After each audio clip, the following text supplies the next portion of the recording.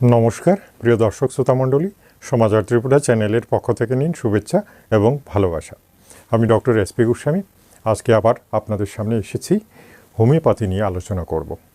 আজকে যে ওষুধটা নিয়ে আলোচনা করব, সত্যি এই ওষুধটার গুণাগুণ বলে শেষ করা যাবে না এবং এত ইম্পর্ট্যান্ট এবং অনেকটা অ্যালোপ্যাথি এমার্জেন্সি ঔষধের মতোই এই ওষুধটার কার্যকারিতা, অর্থাৎ খুব সিরিয়াস অবস্থাতেই এই ওষুধটা প্রয়োগ করা হয়।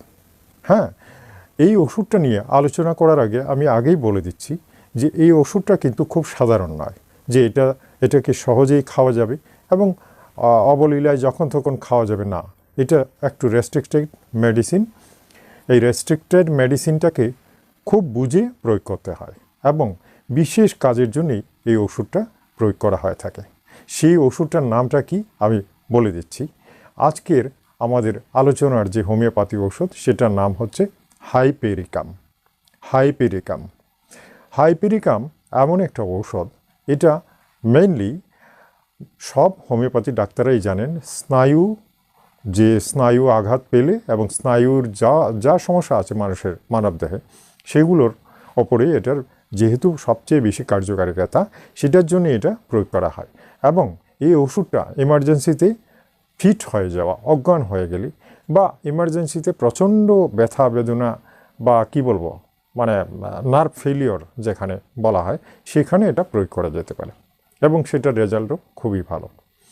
আসুন আজকে আমি হাইপেরিকাম নিয়ে আলোচনা করার আগে এটার মেইন বিষয়গুলো একটু বুঝিয়ে দিই। প্রথম কথা হচ্ছে 30 এবং 200 পটেন্সি এটা প্রথমে প্রয়োগ করা উচিত এবং হাই পটেন্সিতে যাওয়া উচিত নয়। কেন কি, এটা শক্তি এত বেশি যে আপনারা শুনে অবাক হবেন যে ধনুষ্টঙ্কার, এখন যদিও ধনুষ্টঙ্কার অন্য রূপ নিয়েছে, আগে দেওয়া হতো প্রথম দিকে, আজকের থেকে হয়তো 10-20 বছর আগে ধনুষ্টঙ্কার যেটা টিটেনাস বলা হয়, টিটেনাসে হাইপেরিকামই দেওয়া হতো। এখন একটু টাইপটা বদলে গেছে। এখন কিন্তু মানুষের নার্ভের যে প্রবলেমগুলো আছে, সেই নার্ভের প্রবলেম কি হতে পারে আমি বলছি। প্রথমেই যে কথাটা বলবো, নার্ভ, মনে করুন আঙ্গুলের ডগাতে কিন্তু নার্ভ রয়েছে। সবচেয়ে সহজ যেটা বললাম, সবচেয়ে সহজ বোঝার জন্যে, আঙ্গুলের ডগায় যদি সূঁচটা ফুটিয়ে দেওয়া যায় তাহলে নার্ভটা আঘাত পায় এবং সেখানে প্রচণ্ড ব্যথা হয়। কিন্তু বিশেষ করে যেহেতু এটা নার্ভ, আপনারা জানেন ইঞ্জেকশন দেওয়ার সময় যদি নার্ভে সূঁচটা ফুটানো হয় তাহলে অনেক দিন ব্যথা থাকে, জানেন তো। সেই জন্যে নার্ভটা দেখে বুঝেই ইঞ্জেকশন করতে হয়। তাই নার্ভ সম্পর্কে, দেহের কোন কোন জায়গায় নার্ভ রয়েছে, এই ওষুধটা প্রয়োগ করার আগে সেটা বুঝে নেওয়া দরকার। অর্থাৎ যে রোগটা সেই মানুষটার সৃষ্টি হলো সেটা নার্ভ থেকে হয়েছে নাকি অন্য কিছু থেকে হয়েছে সেটা জানা খুবই দরকার। তাই অ্যানাটমির দরকার আছে, ফিজিক্যাল পজিশন এবং ফিজিক্যালি বডির কোন জায়গাতে নার্ভ আক্রান্ত হয়েছে সেটা আগে আইডেন্টিফাই করতে হবে, ইনভেস্টিগেশন করতে হবে। সেটা যদি বোঝা যায় তাহলে কিন্তু হাইপেরিকাম সেখানে মন্ত্রের মতো কাজ করবে। ঠিক আছে, খুব সহজ ভাষায় এখন লক্ষণগুলো বলে দিচ্ছি কি কাজে হাইপেরিকাম ইউজ করা যেতে পারে। প্রথম ব্যাপারই হচ্ছে যেটা বললাম, মনে করুন পায়ে লোহা ফুটে গেল, হাতে কিছু ফুটে গেল বা ইঁদুর কামড়ে দিল, দ্যাট ইজ ক্ষত, কামড়ে দেওয়া, ছুঁচ ফোটা, মানে তীক্ষ্ণ কোনো জিনিস ফুটে গেল। তো এটার থেকে কিন্তু অনেক সময় টিটেনাস হতে পারে। টিটেনাস নাই বা হলো, দীর্ঘদিন থেকে দেখা যাচ্ছে ঘাট আর শুকাচ্ছে না, ওই যে ফুটো হয়েছিল সেখান থেকে পুঁজ বের হচ্ছে বা ব্যথা বেদনা প্রচণ্ড আকার ধারণ করছে, সেখানে হাইপেরিকাম দিলে ঠিক হবে, আদারওয়াইজ সেটা ঠিক হবে না। অর্থাৎ পয়জনাস হয়ে গেছে, বিষাক্ত হয়ে গেছে এবং সেখানে যে কোনো মুহূর্তে টিটেনাসের জার্ম এসে বাসা বাঁধতে পারে, সেখানে তৎক্ষণাৎ হাইপেরিকাম দেওয়া দরকার। এই ওষুধটা ভেরি সিরিয়াস, আমি বারবার বলছি এই ওষুধটা ভেরি সিরিয়াস। হাইপেরিকাম দেওয়ার আগে আপনারা ভালো করে বুঝে নেবেন যে সেটা হাইপেরিকামের রোগী কিনা, যদি হয় তাহলেই প্রয়োগ করবেন। ঠিক আছে, আরও বলছি, মনে করেন কোথাও প্রচণ্ড চোট পেয়েছে শরীরের, ফুটবল খেলতে গিয়ে এক ভদ্রলোকের কোমরে চোট লেগেছিল, ফুটবল থেকে আঘাত লেগে পড়ে গেছিলেন।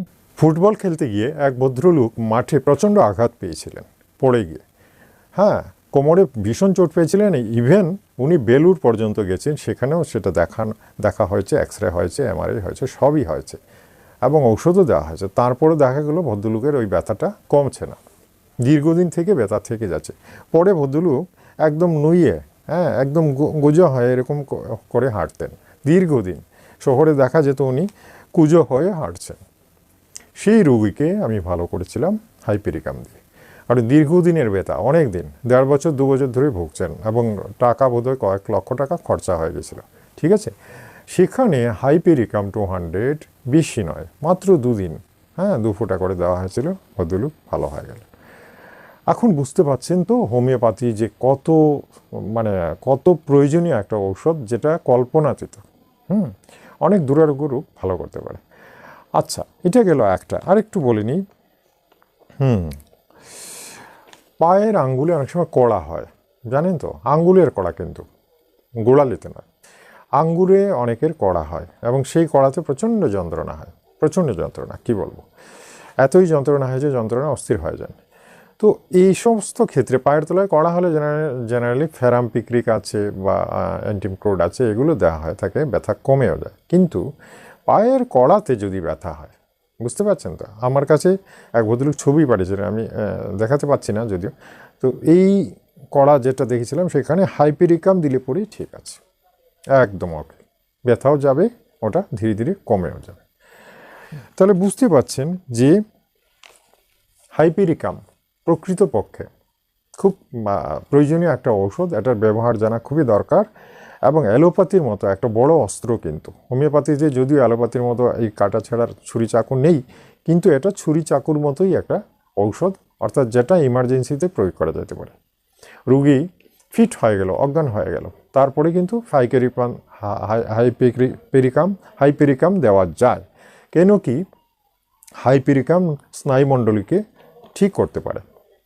অর্থাৎ স্নায়ু থেকে সমস্ত কিছু হয়, স্নায়ু দুর্বলতা থেকে সমস্ত কিছু হয়। কিন্তু দুর্বল স্নায়ুর জন্যে কখনোই দেবেন না।